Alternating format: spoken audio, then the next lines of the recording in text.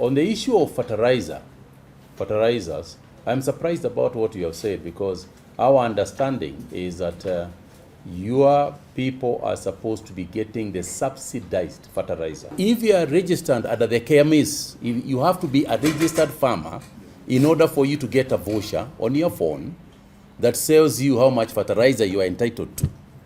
Are we together? So, and what we have done is, in fact, for the maize and others in the factories, is that the millers are supposed to aggregate all the farmers that they have under KMS. All right, so that when the miller, when they get the fertilizer here, it will be for specific farmers at specific quantities. It's the issue of subdivision of the land, because we are subdividing the land to the extent that it is no longer economically feasible. So nyinyi wazee who are around us, I think we have to find a way, me included, kama mzee, we have to look for a way of running these businesses. May they be sugar, may they be tea, may they be coffee.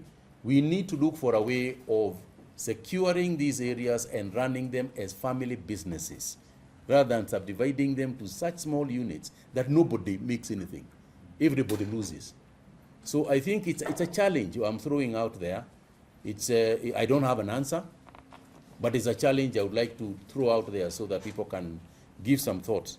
The issue of cane poaching will actually adequately be addressed by the regulations that we are about to publish.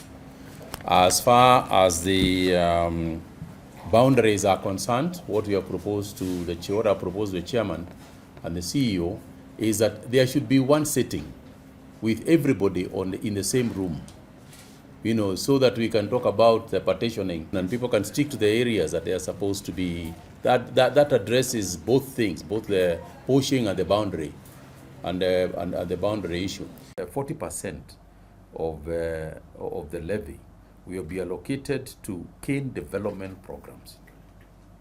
That is the key. That's the key. In all the engagements we have had with the millers, they have all talked about the cane development program. And we will make sure that in that sugar levy, you are also represented there as miller. So in a manner of speaking, it is actually your money, and should be used to make sure that your industry is protected and your industry is thriving. That's the whole aspect. 15% of the levy will go towards roads rehabilitation. If you go to areas with tea, there is a levy that goes towards maintenance. What we are seeking from the county governments is that when the millers contribute, when this levy comes, money for roads should be used for roads, and the roads that are of importance to the sugar sector. And then 15% is going to research. Then there is a 5% that will go to farmers, while the remaining 10% is essentially for the administration, for administration purposes. Yeah.